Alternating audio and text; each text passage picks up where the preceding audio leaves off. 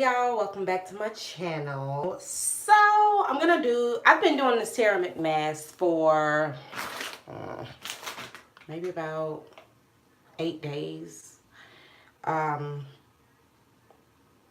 I don't know, y'all. I've been seeing these videos on YouTube, and I swear that these chicks be on here, these before and after pictures be like severe acne, and then beautiful blemish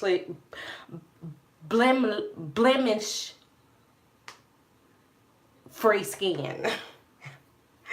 Trying to making up words, I guess. And I've been doing this pretty consistently. I do it every night, and I see that my skin is brighter. I'm not saying that turmeric does not work, but some of the videos that I'm seeing, you can tell that they are definitely editing and chopping up them videos real good. And I don't know where they find these pictures. I don't know if the lighting is all off. I don't know what the case is, but somebody lying. Anywho, I got my yogurt here. This is just a teaspoon of yogurt, or maybe a tablespoon of yogurt. And then I'm just gonna add some turmeric. I just add just enough. I think that's good, probably too much, but. And then I mix and stir.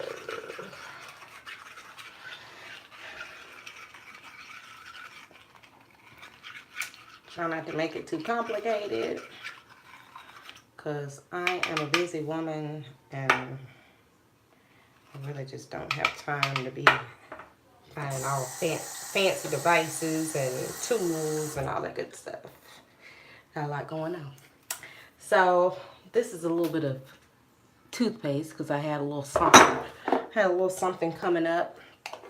So I'm just going to wipe that off just with a little bit of water.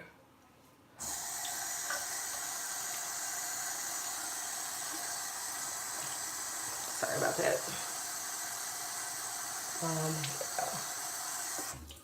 Wipe that off and dry.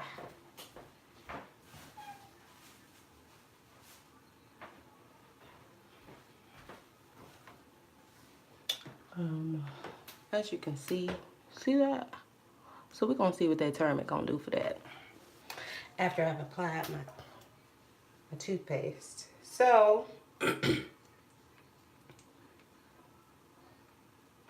just take this and I brush it on my face like I do every night. And I like to get it all the way up under my eyes. Haven't had an issue with doing that. Only because I feel like underneath my eyes are a little dark. At least it looks that way to me sometimes.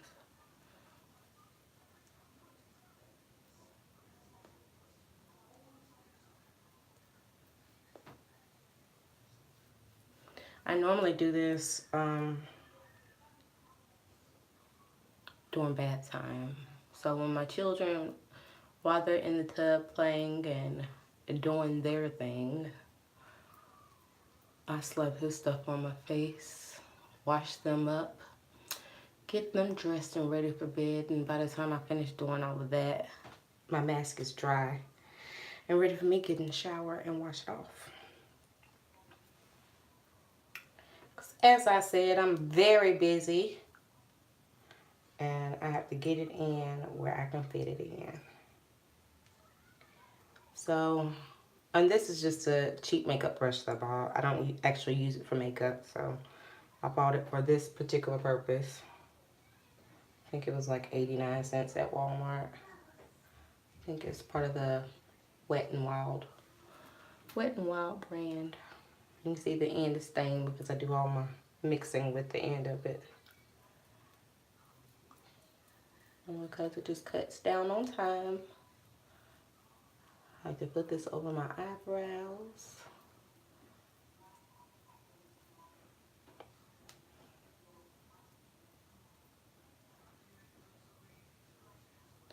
But yeah, I was looking at these videos, y'all, and I'm like, somebody is lying. Like, yes, the mask, it does work. It is lightening, but like 5 days and all your skin issues are cured. Yeah, that's a lie.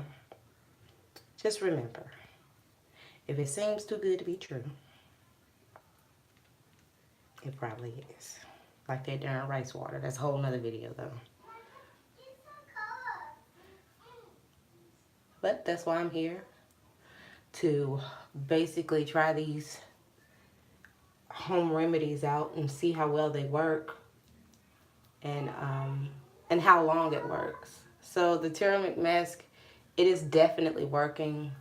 All of my dark spots did not fade over a course of 5 days. That's not the case. They did lighten though. And overall, my skin is much softer. My makeup glides on like butter.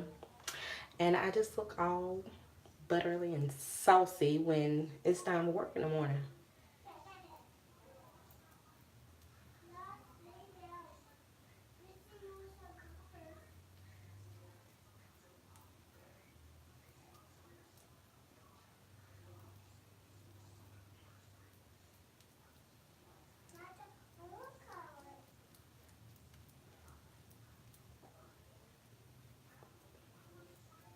And don't forget under your chin. So all of that.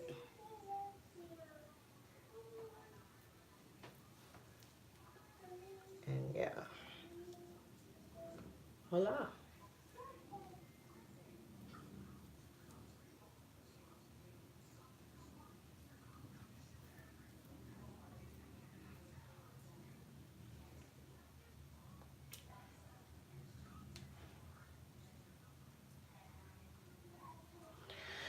It normally takes this about,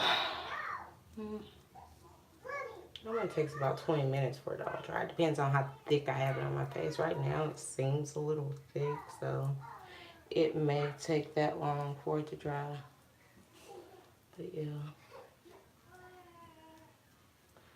And then I'll probably add just a little bit more where that acne is trying to pop up. Bam. Boop blah. I'm sure you guys hear my babies.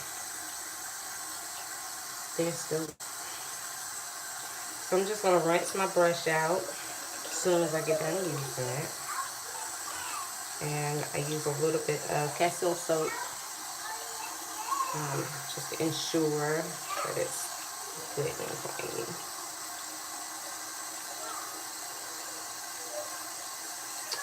So that it suds up.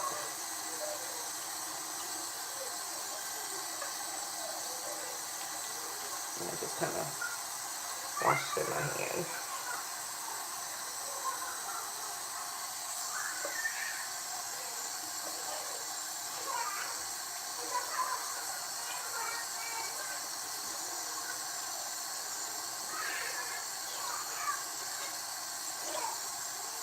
So I've been having some success with the Turmeric mask. I don't want y'all to think that it doesn't work. It does work, but it works over time. You will definitely begin to see results after 5 days, but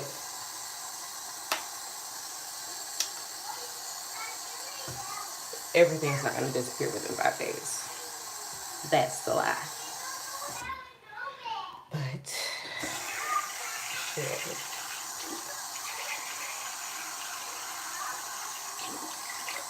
Maybe if I title my video, Turmeric mask cleared my face in less than 24 hours, I'll get more views. But that would be a lie. I want to be as realistic as possible, so you guys know exactly what's going on. This is where I use this because, as you can see, turmeric definitely stains everything. So I use stainless steel just so that it does not miss the spot. So normally once this dries, I normally just rinse my face off with some cool to warm water while I'm in the shower. At the end of my shower, I wait till I'm done bathing, and then I cleanse my face. And then after I do that, I add avocado oil.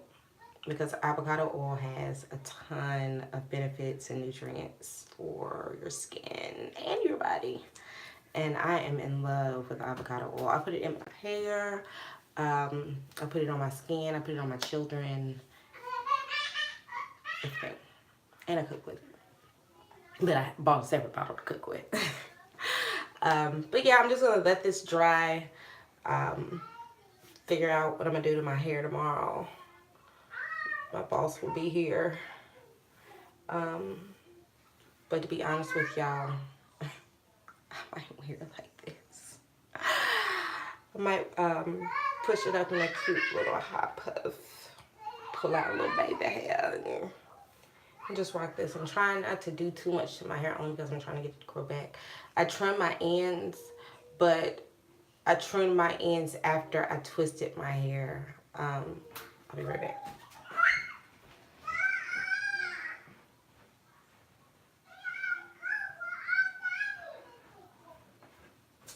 So, the last time I washed my hair, I don't know if you can see that really good. These were like my ends. They were like really thin and looking like super duper unhealthy. And then I noticed what made me want to clip them was I had to take down a twist and start over. And when I unraveled the twist, the end immediately got tangled, knotted completely up. So what I did was I just went on and clipped all of those dead ends, but I twisted my hair going this way, so it looks like this side is not as frizzy as this side. So here, you see how thin that looks there, and here on this side.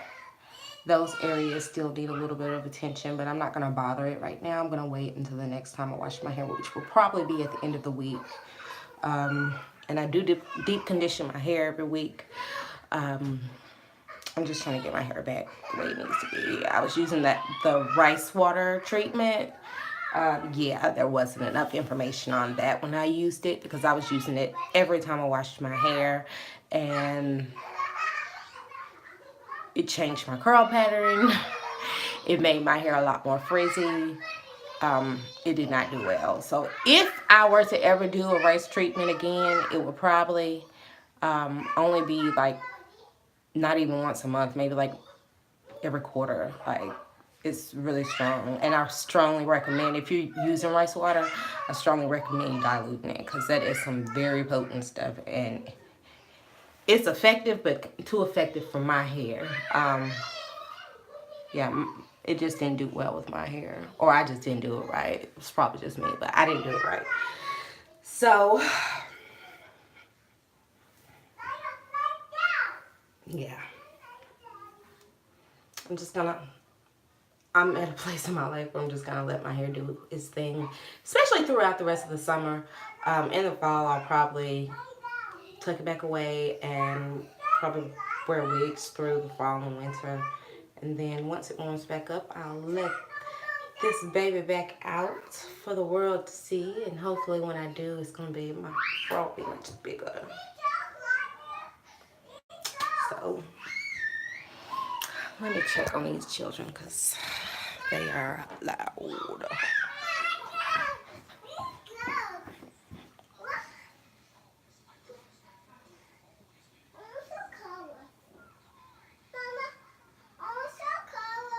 I told you if you wanted some covers that you would have to come upstairs to your room and get in the bed and watch TV.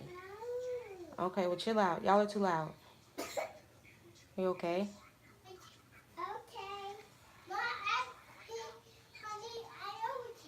Okay, y'all chill out. You're too loud. The joy of motherhood. So,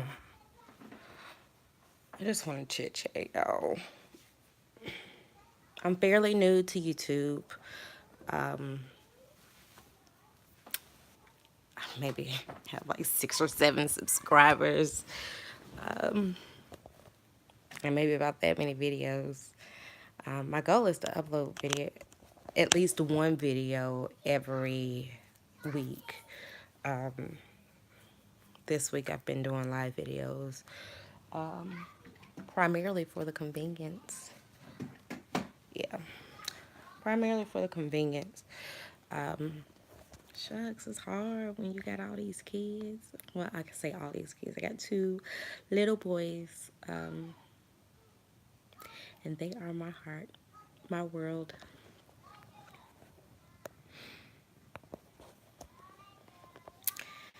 So I've been reading lately. I'm just ranting, y'all. I'm just talking. I'm waiting on my mask to dry. It's beginning to dry. Can y'all tell? Y'all can tell it's starting to dry. See, it dries pretty fast. And this is my nightly routine. But anywho, I've been doing some reading. Um, I've been watching a lot of, I don't know if you guys know, Ashira, Ashira Star Goddess. I've been following her for about a year on YouTube. Um, so I've been watching her videos and some of her old videos I haven't seen before. Um, she's been talking about alchemy, and I've had my Complete Idiot's Guide to Alchemy. I've had this book for maybe a year and a half, and this year's the first year I've actually cracked it open and started reading. It's some good stuff in it, y'all, too. Some really good stuff if you're into that kind of stuff. And I want to read the Emerald Tablets of Thoth. And of course, Thoth, you know who Thoth is. Thoth originally was called Tehuti. So I want to read that only because I feel a call to read it. I'm in that place in my life right now. But yeah, that's what I've been up to these days. Lots of reading, lots of meditating, lots of me time.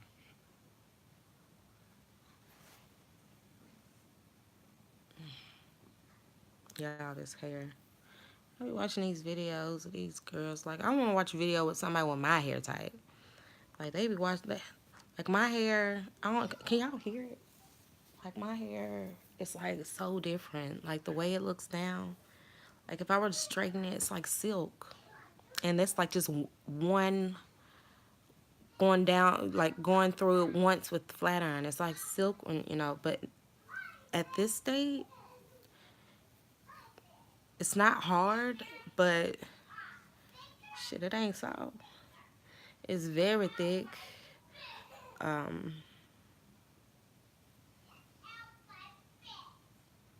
it can be coarse if I'm not taking care of it, or if I'm not giving it the attention that it needs.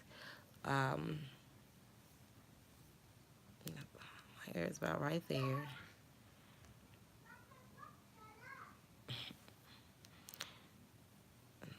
This right here, this piece right here, y'all. This is actually grown quite a bit. It was like this big. I had some braids in my hair and ended up cutting like this whole piece out. I don't even know how it happened or what I was doing to make it happen. This is the front. So the front don't even touch my shoulder. Look at this. It didn't even touch. I can't even get it to touch. So, yeah. After I trimmed my end.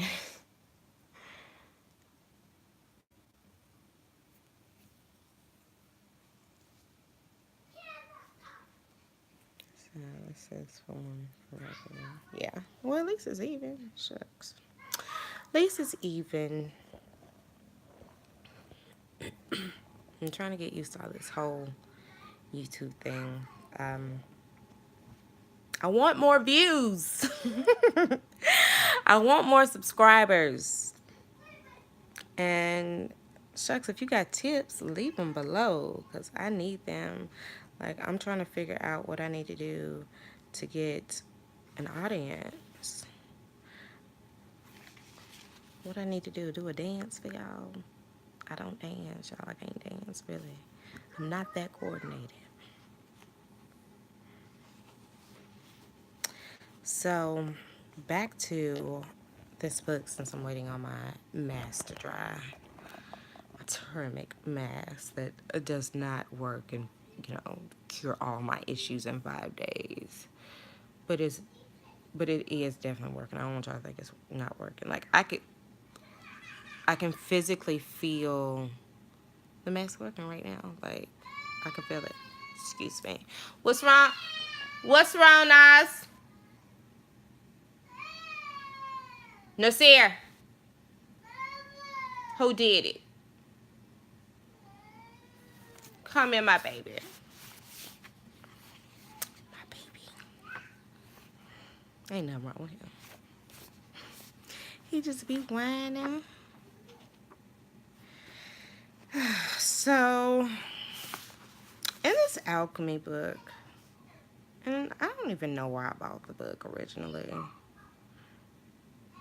Like I just kept hearing about it, and I just felt like, you know what? I, I do a lot of stuff in my kitchen because that's what I thought alchemy was. I thought it was like all the bath salts that I make. I thought it was the potions and lotions that I make. I thought that, and that is alchemy, but it goes so much deeper, y'all. It's so much deeper than that. So this passage I came across last night. I'm just going to read a bit. Says the emerald tablet refers to the first matter as the one thing, the primordial chaos of the universe fashioned into material reality by the thoughts or word of the one mind. This idea of a divine presence seeking expression in the material universe seems to have originated with the ancient Egyptians and has become a basic tenet of Hermetic philosophy. So, I'm all about ancient Kemet, Tree of Life, all of that.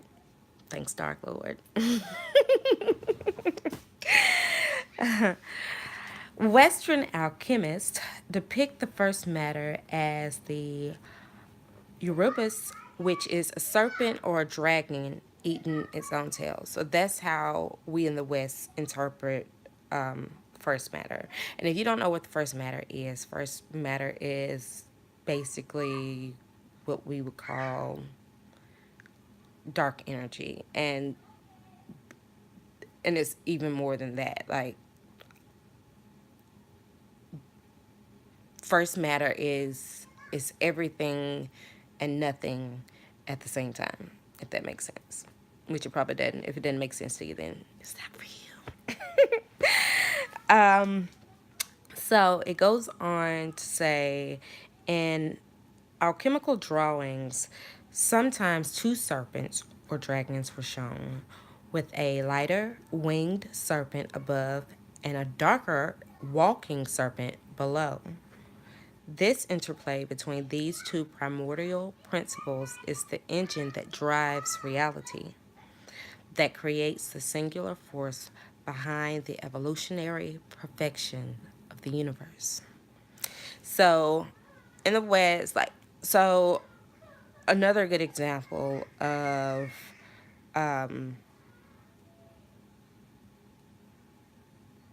I guess the depiction of first matter is that yin and yang that you see like in that has like that Asian influence.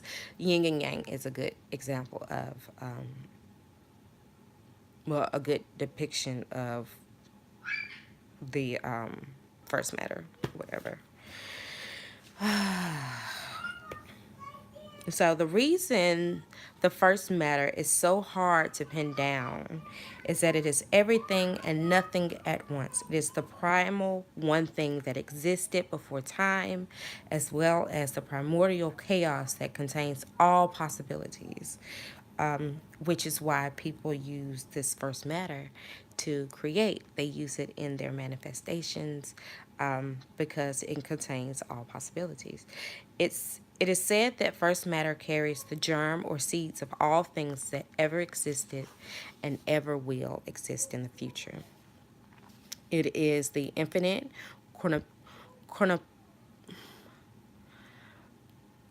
cornucopia from which the merit of all created things in the universe emerge. Yet this unbelievable, exclusive, and potent cosmic force was the subject of the alchemists' work as they tried to accumulate it in the pristine form from natural sources and expose it in metals and other compounds through chemical manipulation. So back in the day, they would, I guess, take metals that really wasn't worth anything, and the alchemist would try to turn it into gold. That's what a lot of people think of when they think of alchemy. They think of turning stuff into gold, the philosopher's stone, all that good stuff.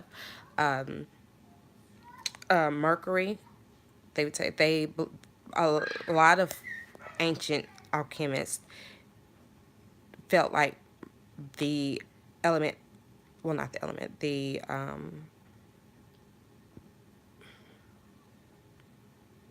metal mercury, they felt like that particular substance, they felt like they were looking for that first matter within it because it's so old. I don't know if you've seen mercury, but mercury is a beautiful, beautiful, beautiful metal.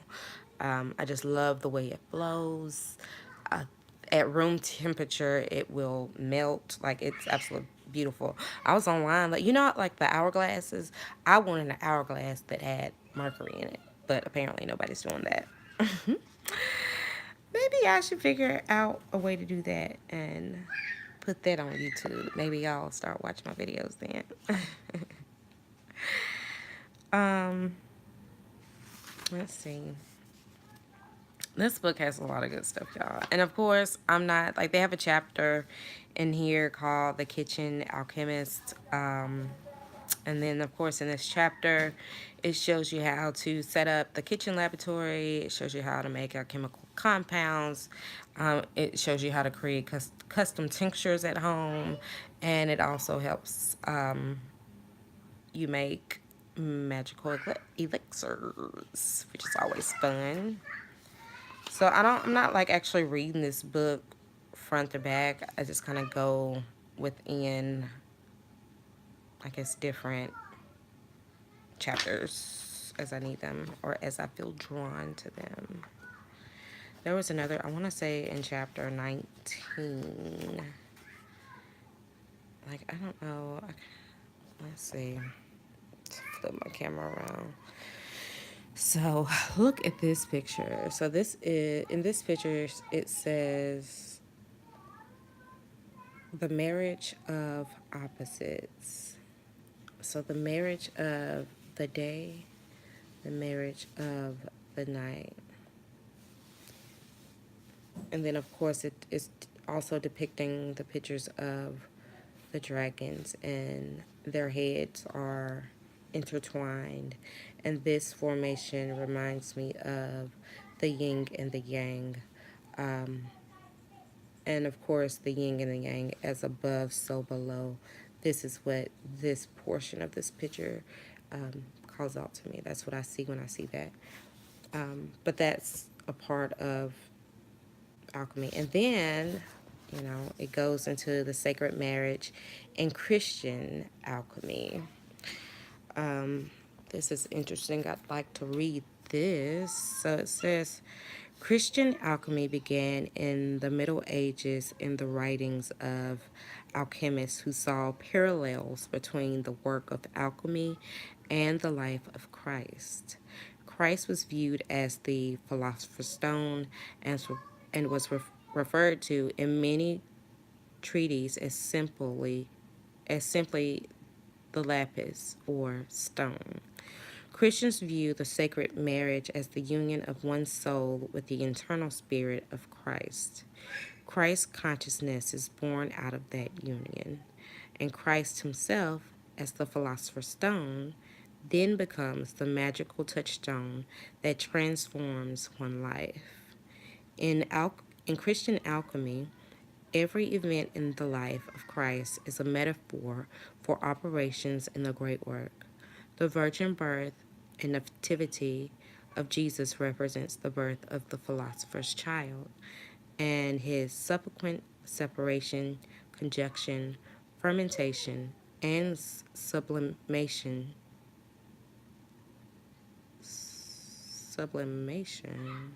produce the essence of the divine life that is available for all of us.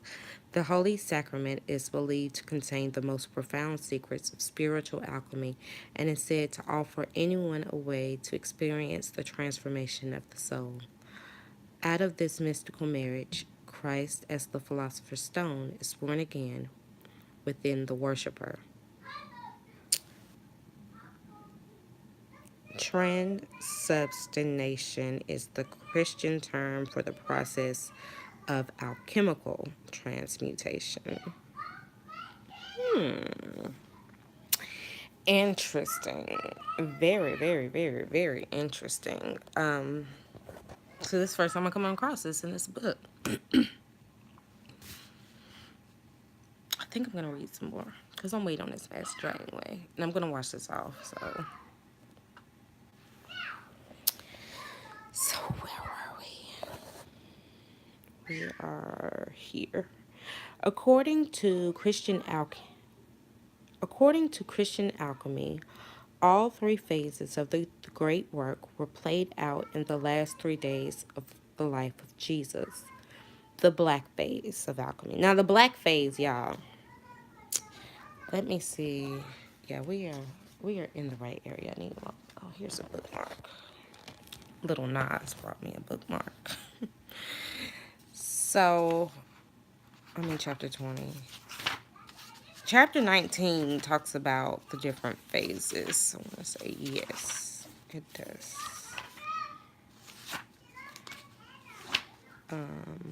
So there's a black phase, a white phase, and a red phase. And in these phases, the black phase, of course, is the blackening phase.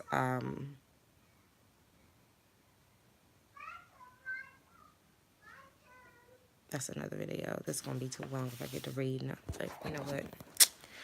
Whatever. We're going to go on and do it. So this is the black phase of mental alchemy. As in other kinds of alchemy, the blackening is the first sign that is the process of mental alchemy are beginning. The Saturn signatures of depression and melancholy arouse suspicion that all is not right and cause us to slow down and examine our inner life. So this phase is the phase where I guess you're in a dark place in your life. You're like, oh, I need help. I need to get my life together. This is the realization phase, basically. Then you have the white phase. At the moment of death of the shadow and the splintered personality during the black phase of mental alchemy, the white phase begins to unfold. A person rises up from depression and reports feeling suddenly relieved, refreshed, and optimistic. So that's the white phase. And then you go into the red phase. If the white phase concludes in a successful conjunction of opposites, then the red phase of alchemy begins. This is the true sunrise of the mental work when all forces and elements have been assimilated into conscious awareness. So that's just a brief little synopsis on the different phases. So here it says, according to Christian alchemy, all three phases of the great work were played out in the last 3 days of the life of Jesus. The black phase of alchemy was Christ's suffering on Calvary. The white phase was his lingering death on the cross, and his resurrection was the perfection of his soul in the red phase of alchemy. In both Gnostic and Christian alchemy, the place where the supreme mystery of the sacred marriage occurs and is called the bridal chamber. The Gospel of Philip instructs the initiate that he will receive the heavenly light in the bridal chamber.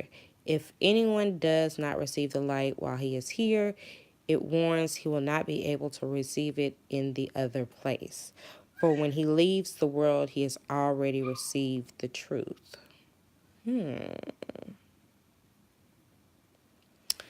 If anyone does not receive the light while he is here, it warns, he will not be able to receive it in the other place. What is the other place?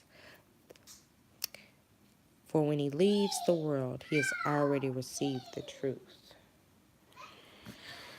All right.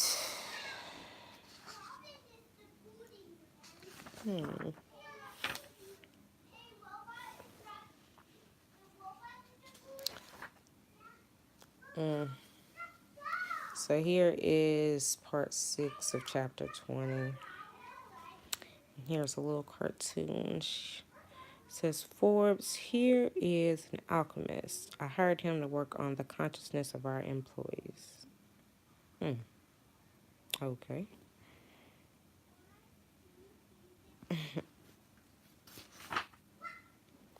Alchemy and medicine.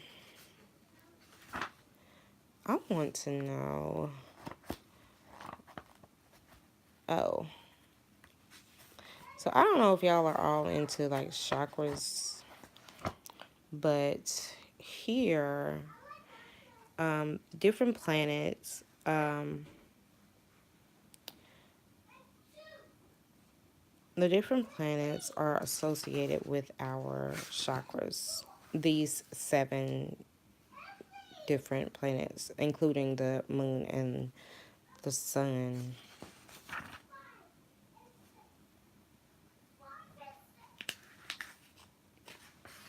And here it says, come on now. There we are. In Indian alchemy, the planetary energy centers in the body are called chakras. So the planetary energy centers in the body are called chakras. Spinning wheels. That reminds me of that song that we would sing in church, like in old church. Um, in there's a portion in the song that says, Jesus is the wheel in the middle of the wheel. And that, when I started to learn about chakras and the spinning wheels, that's where my mind went back to, that particular song. In this system, Saturn corresponds to the root chakra at the base of the spine. Jupiter is associated with the sex chakra at the genitals. Mars is connected with the raw power of the solar plexus chakra. Venus rules the heart chakra. Mercury is expressed at the throat chakra. The moon is reflected in the third eye chakra and the forehead, and the sun shines through the chakra crown, through the crown chakra at the top of the head. So these are the different planets.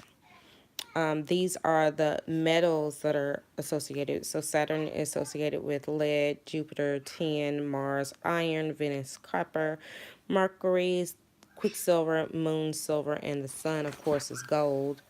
And the sun, the zodiac for the sun is Leo, and its archetype is empowerment, creativity, true self, energy, spirit.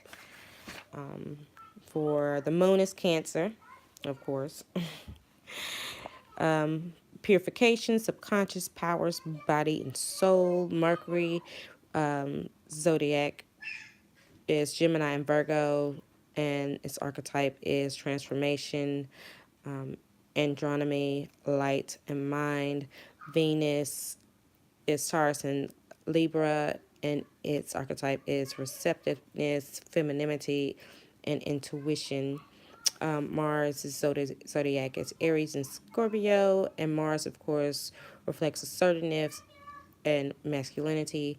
Jupiter is Sagittarius and Pisces, and they represent expansion, freedom, and sociability.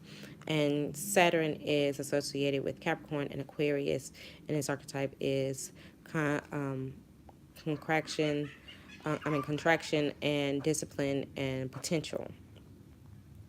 So I want to say Saturn, of course, you will work with Saturn on Saturday. Jupiter is on Thursdays. Mars is on Tuesdays. Venus is on Fridays. Mercury is on, I want to say Wednesday.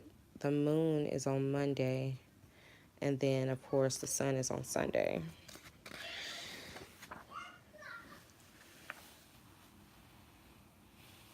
I don't know. Okay, so it's time to wash this stuff off my face. Y'all done came up out my pants. So we're gonna go back to the bathroom.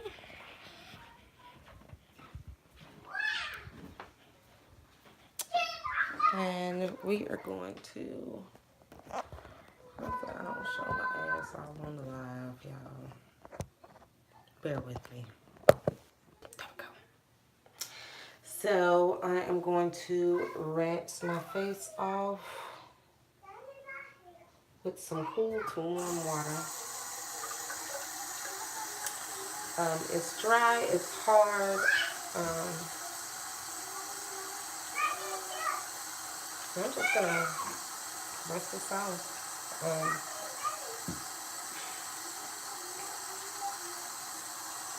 So y'all can see how fresh I be looking once I take it off.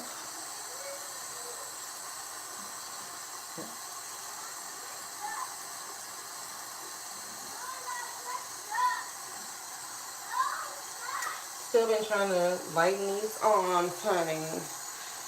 Y'all, I did a video on lightening my armpits, and y'all, I am not gonna lie to y'all. My shit was on fire. Like, it was, I have sensitive skin.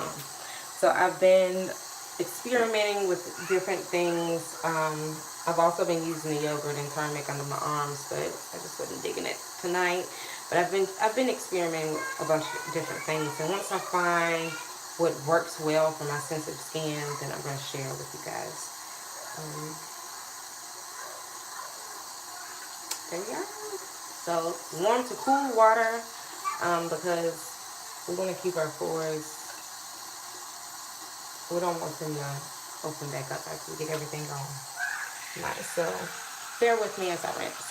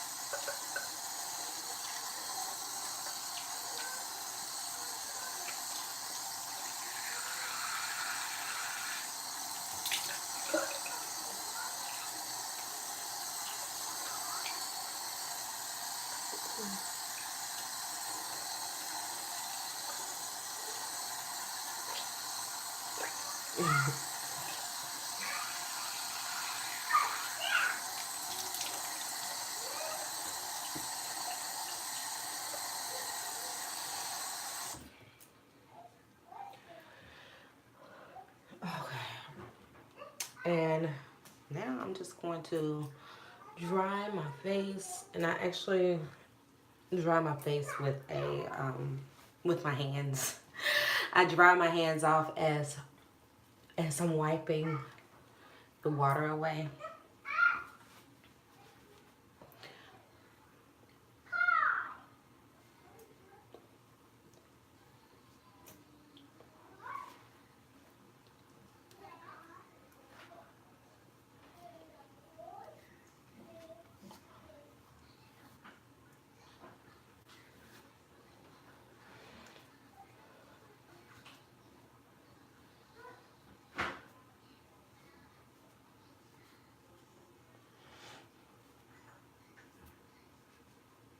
Yeah, So as you can see,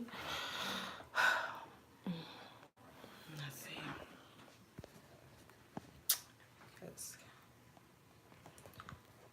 So my skin is bright. I do not deny that. This right here, I'm not really seeing much difference in it. Well, yes I am. It's trying to come to a head now.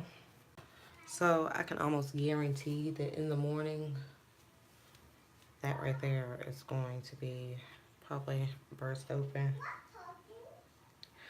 Let's see.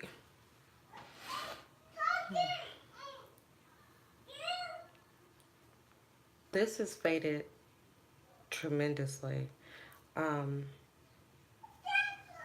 This was a lot darker before I started using Turmeric. So it feels like my face is finally dry. Wipe some of this water up.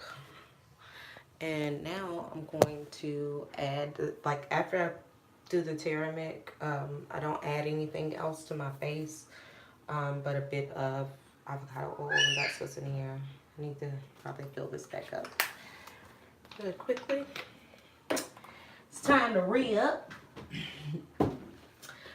Sometimes I will spray a little bit of aloe vera juice on my face,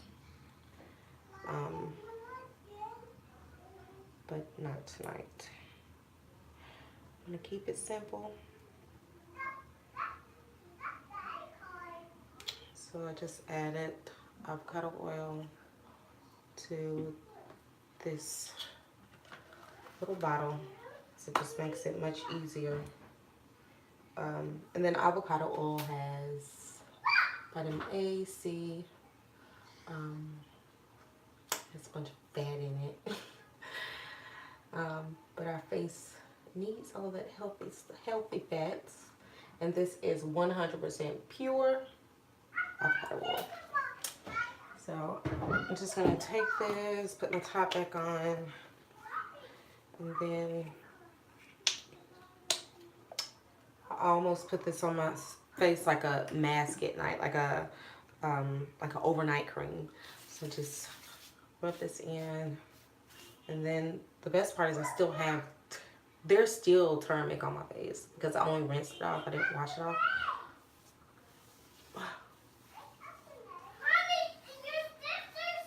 My sister is here.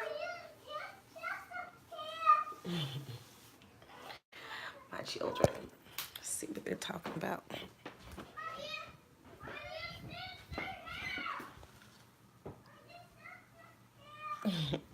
My sister is here.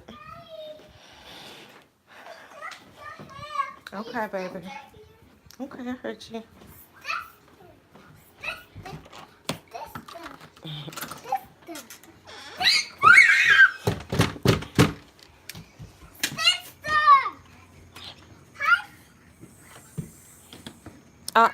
They just do what they want to do.